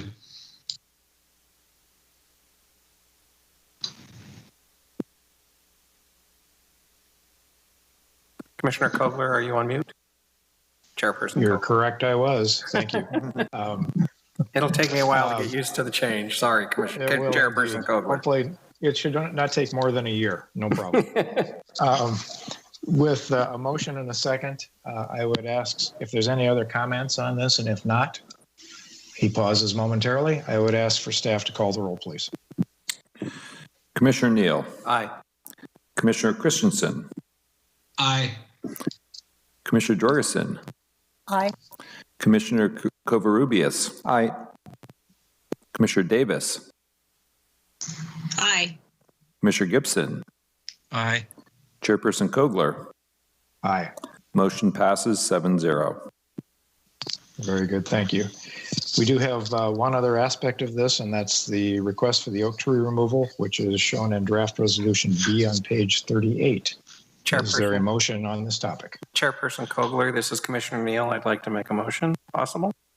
Please do. I'd like to move approval of draft resolution B, recommending the City Council approve oak tree removal permit 21-02. Is there a second for that? I'll second that. Seconded by Commissioner Davis. Any other discussion on the motion on resolution B?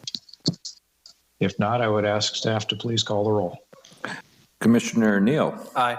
Commissioner Davis. Aye. Commissioner Jorgensen. Aye. Commissioner Covarrubias. Aye. Commissioner Gibson. Aye. Commissioner Christensen. Aye. Chairperson Kogler. Aye.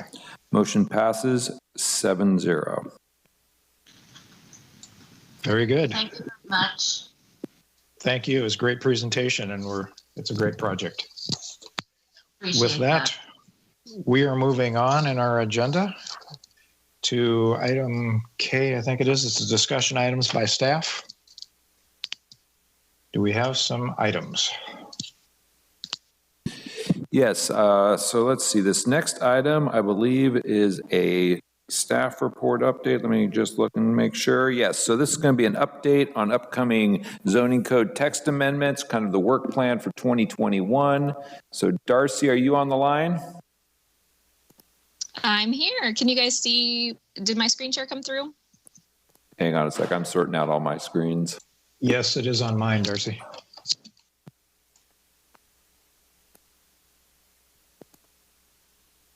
Go ahead, Darcy. All right. Good evening, commissioners. So this is Darcy. I'll be giving you an update on our upcoming zoning code amendments. Tonight, I'm going to quickly cover where we're at with our adopted housing element, which essentially sets the stage for these code amendments. I'm going to cover the various grant funding sources that are earmarked for the code amendments. And then, of course, I'll dive into some of the specifics of the amendments being proposed and the timeline that we're working under for the changes. And finally, I'll discuss our plans to reconvene the Housing Constraints and Opportunities Committee, otherwise known as the HCOC, as they will be meeting regularly to provide input on some of the policy decisions that will need to be made during this process. And so as most of you recall, the city recently adopted its 6th cycle housing element in December of 2020, and that's for the planning period of 2021 to 2028. The California Department of Housing and Community Development, or HCD, has had the last 90 days to review our housing element and to certify it. And although we have not heard back, we are expecting HCD to certify our housing element. So we're hopeful that we'll hear something actually this week. And so with the housing element, we have identified programs that call for updates to our planning documents. And now the city is ready to move forward with these activities. So over the last few years, HCD has made available grant funding sources, which could be used for strategies to improve the local process to speed up housing production. And we applied for, and we were awarded both the Sb2 and the REAP grant awards. So these were non-competitive over-the-counter grants, and they had a distinct purpose to provide funding and technical assistance to local governments to help them prepare, adopt, and implement plans and process improvements that streamline housing approvals and overall to accelerate housing production. With the Sb2 grant, we identified 3 areas in our zoning code needing to be updated. These include our accessory dwelling unit ordinance, or ADUs, our objective design standards for residential uses, and then our density bonus ordinance. And we know a lot of this is needing to be updated, mostly to comply with the changes that have been made with state law, but there's still a lot of work that we identified that will need to be done to the code so that it not only complies with the state law, but also identifies where the state is silent on. And so we're going to use the HCOC to help weigh in. And we have set a goal for completion of these updates by December of this year. And we're already underway with some of the text amendments, and we're actually having our first kickoff meeting with HCOC this week. So that is Thursday, March 11th from 3 to 5 p.m. So with regard to the REAP grant funding, which is the Regional Early Action Planning, we're planning to use these funds to perform a comprehensive update to our zoning ordinance, and that's to clean it up and make it more user-friendly. And we're also wanting to have our boundaries of the Uptown Town Center specific plan reviewed for a potential expansion to the west. And so the comprehensive update will certainly take a lot more time to complete than the minor updates to the specific plan. So we're aiming to have the update done by October of 2023, which was what we listed on our application for the REAP grant. And we're currently working on a request for proposals for the 2 tasks covered under the REAP grant.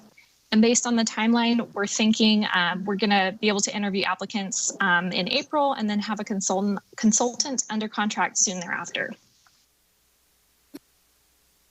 And our approach to the zoning code amendments would be to utilize our Housing Constraints and Opportunities Committee, which is the subcommittee that was established as part of the 2014 housing element.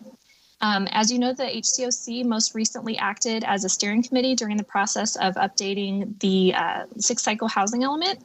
And their next task will be to help to provide policy input on these code amendments, again, where the state is silent on, and we're also hoping that they'll help us to identify any additional housing initiatives as we move forward with implementing our housing element. So that just summarizes the upcoming zoning code amendments that we're going to be working on. So 2021 is definitely going to be busy with those initial the Sb2 tasks identified. So again, ADUs, density bonuses, and objective design standards.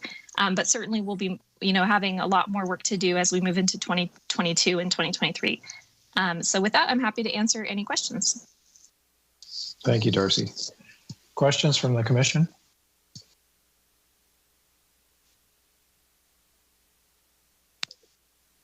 Hearing none.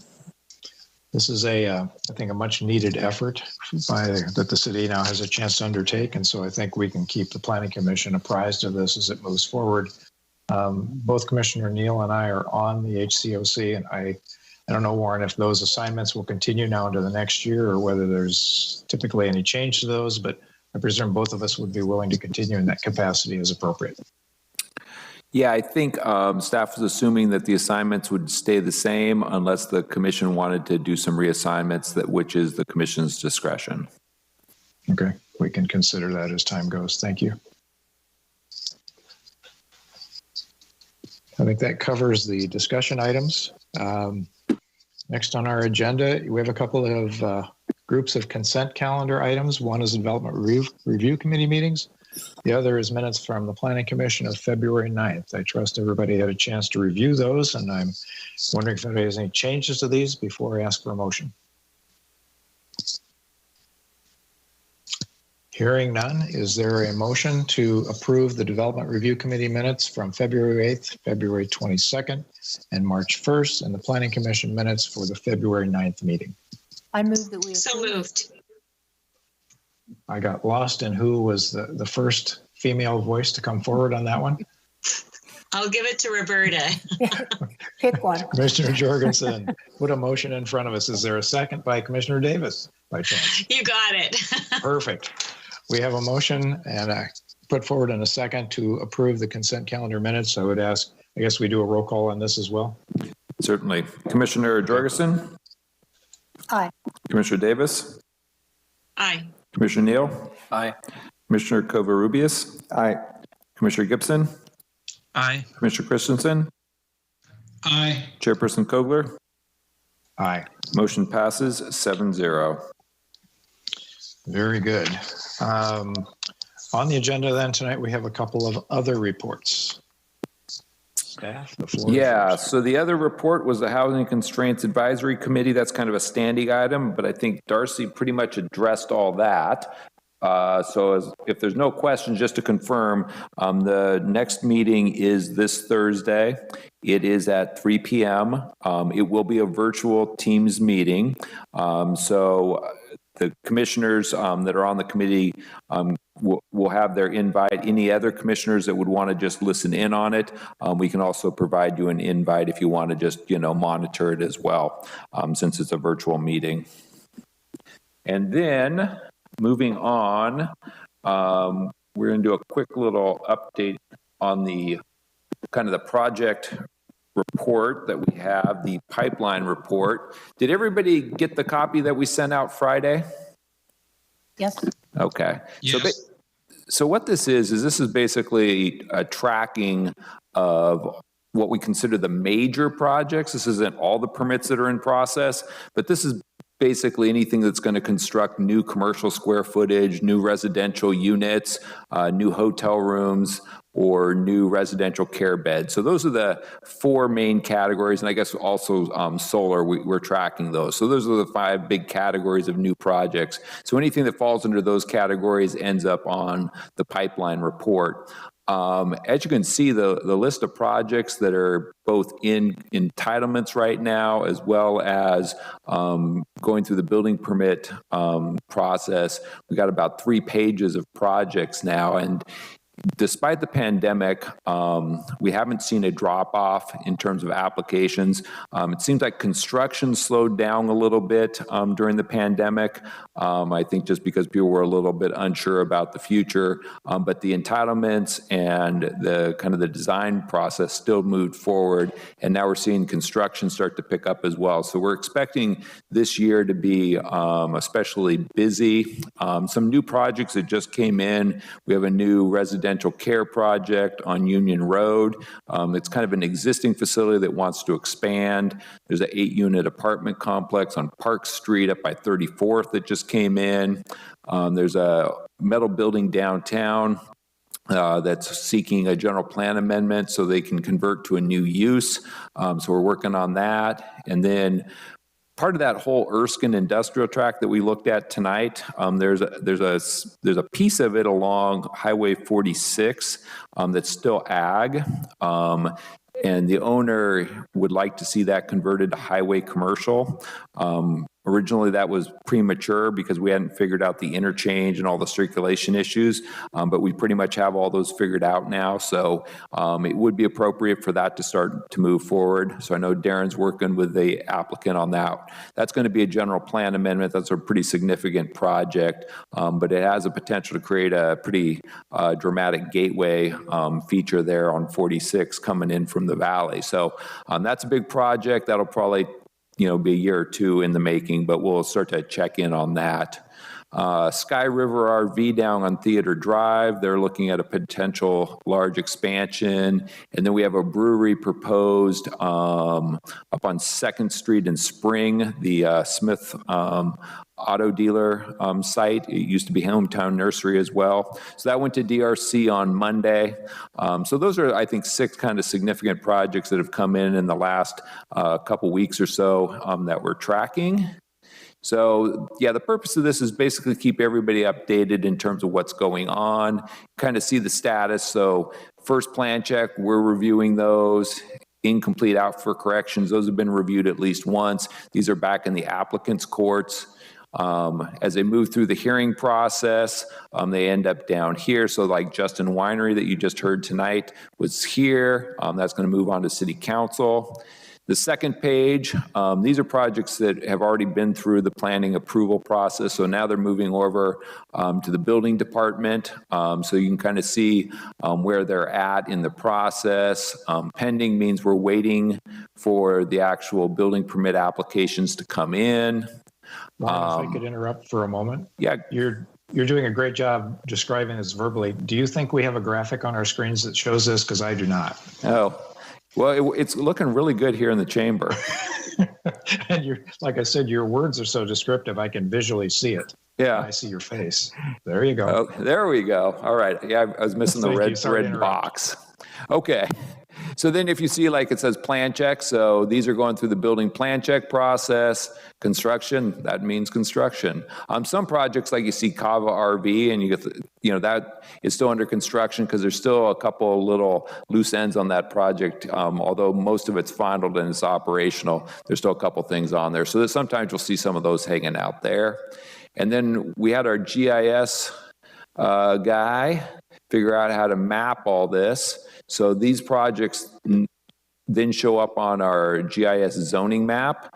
So you can kind of get an idea of where they're at located throughout the community. So you can see, like, let's zoom in over here.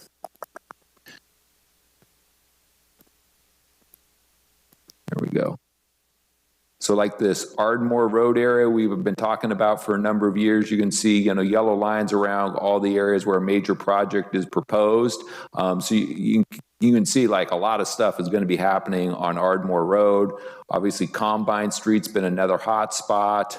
Wisteria, there's a lot going on there. Justin right here. So this gives you a really good idea of what's going on around town in terms of development. And actually, if you look at the whole town, it's, things are going on all over the place, which is really exciting. So there's a lot of projects coming. We have the new specific plans, Olson Chandler.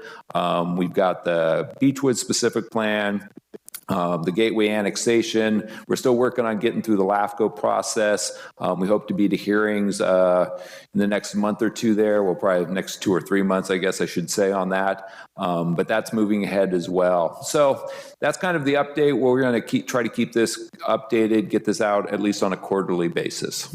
Warren, I have a question for you. I was getting a little too in-depth on the map, and I noticed on Creston and Rolling Hill, it says Rolling Hills new multifamily 124 dwelling units. Do we have an application for that, or is that just zoned for that? We had a preliminary, I think we had a pre-app that came in on that. So we actually have a pretty nice set of plans on it, but it stopped there. Oh, okay. So we're kind of we're tracking that one because we know there's a lot of interest in that site. So that's kind of one of those, I think it's shown as being on hold, but we do expect that that's one that's probably going to come back to life sooner or later. Okay, great, thank you. Warren, I have Any a other question commissioners for have you. questions? Yes, go ahead. Is that me? Yes. Sorry, Yes. I just jumped in there. The hearings for the annexation, the LAFCO hearings, how do those work? Who runs them? What's our participation in that? So LAFCO is its own agency, basically. So they are now the lead. So this Planning Commission, City Council have taken final action, and now we've taken your approvals and we forward those to LAFCO. Now LAFCO is basically in charge of holding the public hearings to make the final determination. The one issue that's hanging out on there is because the property transitions from the county to the city, the property tax that's currently going to the county theoretically would switch over to the city. But there is a standing agreement that the county will maintain a certain percentage of the base tax. So there's this tax sharing agreement, and there's a requirement that the city and county come to an agreement on what the tax share for that property tax in that annexation area is going to be before LAFCO takes action. And we're still working with the county to finalize that agreement.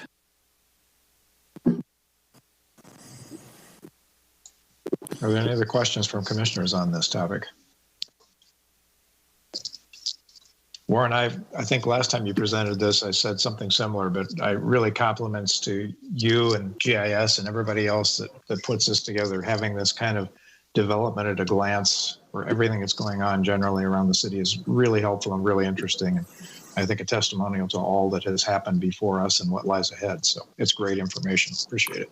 Yeah, and actually, we had to thank the commission. I think it was about 4 or 5 years ago, the commission kept asking for information about what the project list was, and it took us a while to finally figure out how to put that report together, but this was actually something the commission asked for years ago, and I think we finally got to the point where it's really working well. It did. You did it well. Thank you. Okay, we will move on to, just for reference also, Warren, you've got the DRC schedule in the packet again. Yeah, so let's look at that really quick now that we have a new commissioner on board, and just make sure everybody kind of understands the schedule. Let me see if I can get the whole thing on here. Too many icons. Okay, there we go. So we're in March, so we have Kogler, Neal, and Christensen, and April's the same. May will be Gibson, Jorgensen, and Christensen, and then Covarrubias, July, August, and September, Robert, we've got you penciled in. So I think we'd either like to confirm this, or if there's any changes, the commission could let us know about those right now. This is Commissioner Christensen. It generally works for me. The only thing I'm asking is for someone to potentially cover for me on 2 dates. One would be the 15th of March, and the second would be April 19th.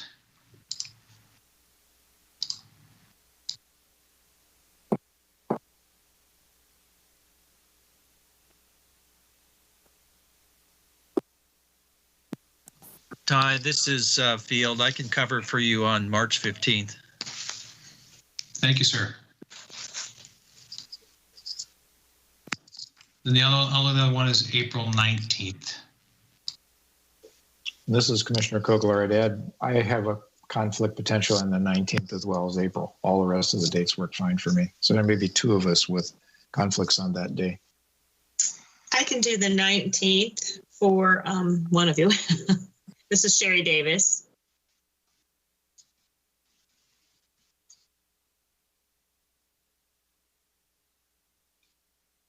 Well, assuming that one is assigned to Commissioner Christensen, I would ask if there's anybody that can cover for me on that date, and I'd be glad to cover for you on any other date as need be.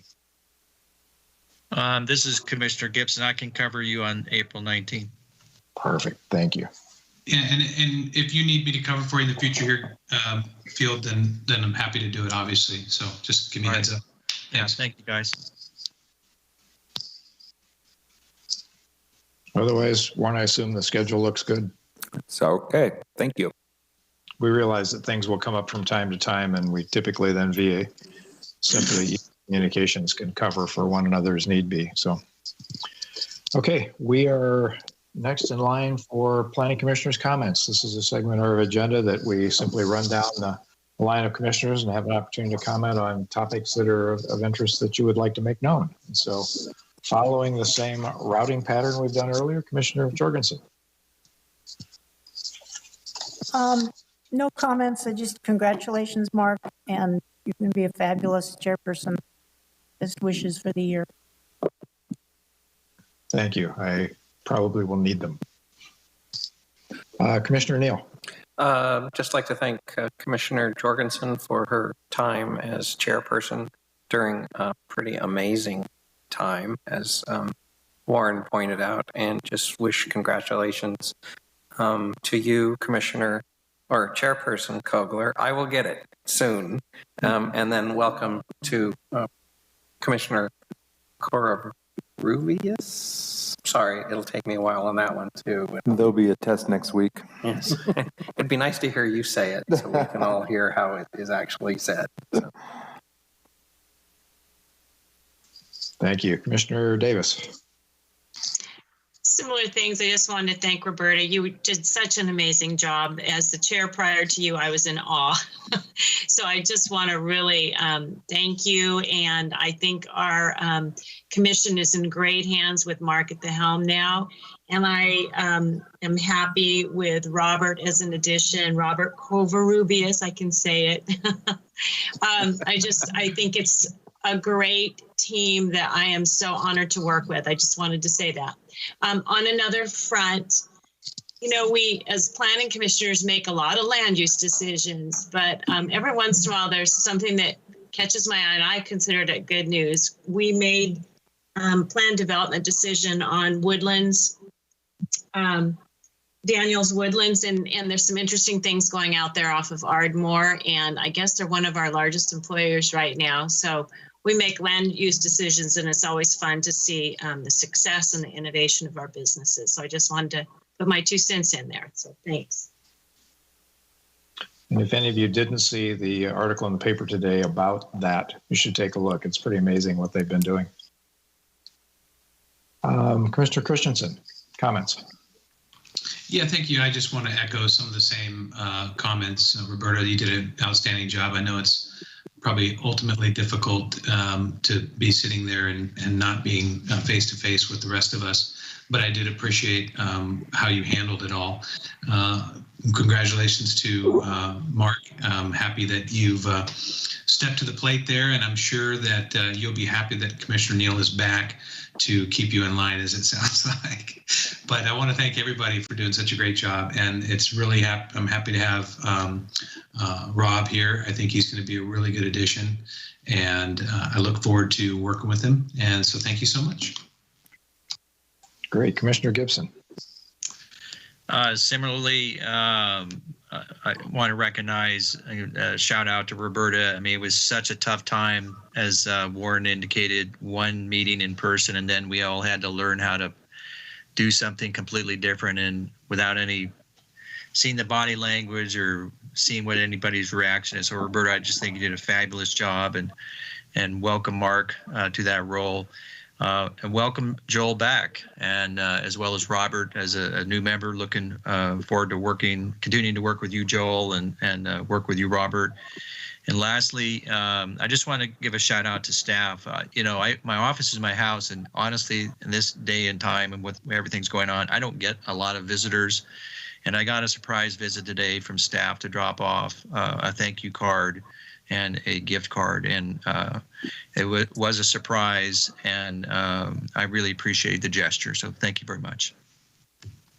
Great. Commissioner Covarrubias. Yeah, I just wanted to thank everybody for the warm welcomes. Staff has been great.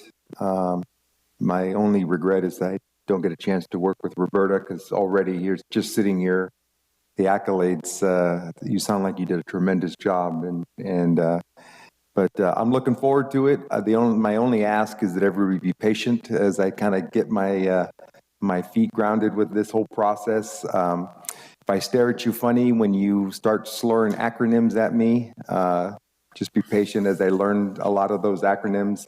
And the pronunciation is Covarrubias if you want to slur the R's, or Covarrubias if you want to make it easy. That's all. Well put. And I was adding a consonant to your name earlier, and I apologize for that. I'm not very good at rolling R's, but I'll try to learn that as well. I do have a question for you. The newspaper cited you as being Rob. Do you go by Rob or Robert? Yeah, a lot of people call me Rob, but I do answer to both. So whatever you're comfortable with. Do you have a preferred moniker that you would like us to use? Rob would be good. Sounds good. We have something in common. We both have the same first name, even though I don't use it, and our wives' names are the same. So I can remember you guys really well. Welcome to the commission. Thank you. My other quick comments are, again, outstanding job, Roberta. I don't think we can say enough about what you've done in the last year, and our thanks genuine from all of us. I do have a couple of kind of business items, so to speak, for this, and they're very brief. There were a few of us on DRC recently, and we looked at a project on Railroad Street for the conversion of the lush limousine building right now, which is kind of this harvest gold, if you're old as I am, looking metal building, to be really reconfigured in a substantial way for a multi-tenant usage structure, and really will reinvent that. And it brought to light the Railroad Street concept plan that was done and adherence to the general ideals that were a part of that, of which this project kind of becomes the first project to really begin to put that in motion, which is tremendously exciting. Walking away from that discussion, the only thought I had that I would pass along to staff is it seems like building from a concept is something that at best is challenging and probably at best is not very advisable. And I'm wondering if there will be another level of planning that will occur that will get perhaps a bit more definitive in the palette of materials and physical materials, plant materials, murals, a number of kinds of things that are articulated within that report and that piece of work. It's really good stuff. And I think it's really exciting that we have somebody who's kind of come forward now who's going to begin that. And so I would ask that consideration may be given to some next level of planning. And I realize those things have to slot in consistent with budgets and so forth. But I think looking at that with a little more detail is certainly appropriate. And then I would also ask that consideration be given to a similar effort with a concept plan, maybe initially, for Paso Robles Street. It's one of the entrances that I seem to use from the south to the community fairly frequently. And it's probably the most unloved entrance, if I can put it that way, into the community. And I think an effort maybe like was done with Railroad to begin to look at not how mass sea change can happen there, but rather how some improvements and some incremental change over time may clean up that approach to the city. And I so suggest maybe that's another project that I would maybe identify to be on a wish list at some point in time. I think those are my comments. So regarding that one, Mr. Chairman, especially on the railroad design standards. I think that is something that staff has a similar thought on the need to kind of take that to the next level. It might be useful for the commission to agendize that. We're asked to have that agendized for a future discussion item, and then we could have a full discussion of that and then kind of come up with a work plan on that. I think that would be great. Okay. We'll look for a date for that. Okay. Mr. Christensen, did you have an add-on here? I did. I just wanted to say, you know, Commissioner Gibson got it right. I really want to thank staff. That was very nice of them today for the gift card, and I want to thank them for all that they do. So thank you. And thanks, Field, for reminding me. And me as well.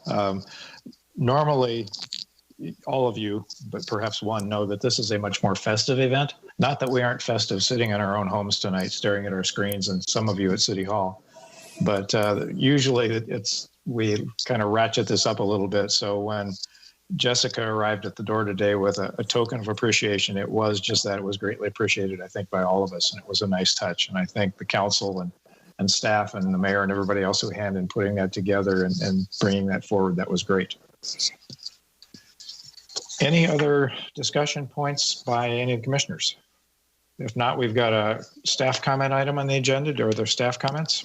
Yeah, a couple quick updates on some other items for you. The boys' school project is moving forward. The state has selected a preferred buyer for the site. They're working on a purchase agreement right now.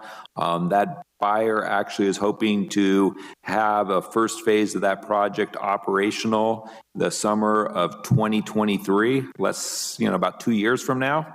That means we're going to have to get an EIR and a general plan amendment and a bunch of other stuff done really quick on that. So next council meeting, the council will be awarding an EIR for the boys' school project. We're going to be hiring a consultant team to put that together. That'll need to be turned around in about a year. So it's going to be an expedited process. There'll be a public outreach. Planning Commission will be doing scoping meetings on that probably April and May. So that thing's going to kick off pretty quick. So the council report comes out Friday. I'd invite the commission to take a look at that. That'll give you a lot of good information in terms of kind of what's going on with the boys' school project. We're in the process of recruiting for a city manager still. It's my understanding that the council is going to basically appoint an interim city manager while the recruitment process goes forward. So I imagine there's going to be some sort of public announcement on that in the next day or so. The Red Tail Apartments, that's the 200-unit apartment complex up by Food for Less on Creston Road. They pretty much have all their permits ready to go, so we do expect a major groundbreaking on that one coming up very soon. So that's going to fill in that big gap in Creston Road across from Pfeiffer Elementary School. So we're really excited about that, 200 new housing units. And then we're working on the budget. So we're working on a new one-year budget. It's going to be adopted in June by the City Council. J20, which is the new sales tax measure, the funding for that new money is going to be identified in this new budget. So that's going to be a major part of the budget. And then the council had a strategic planning session. In addition to the J20 priorities, housing was another huge priority that they identified. So we're going to be definitely looking at what we can do to make sure that all these housing projects keep moving forward as quickly as possible. And I don't know, Darren, you have anything to add? No, just looking forward to that boys' school project and working on another EIR with you. That's right. We said no more EIRs, but we lied. All right, that's it. Very good. Thank you. Has it been disclosed who this developer is? Yeah, the buyer is Majestic Realty Company. They're located primarily in Southern California. They're a national firm. They own about 87 million square feet of commercial and industrial space across the country. Look up their website. Will do. Thank you. Okay, I think we've had a pretty full night of it considering we only had one public hearing. So with that, I would ask if there's a motion to adjourn. I move that we adjourn the meeting. This is Commissioner Christensen. There's a motion and a second by, I'm sorry, who made the second? Commissioner Gibson. Thank you. We have a motion and a second. I think we take a voice vote on this, if that's okay. I would say all in favor of that motion to adjourn, please say aye. Aye. Aye. We stand adjourned. Thank you all. Good night, everybody. Good night. Good night.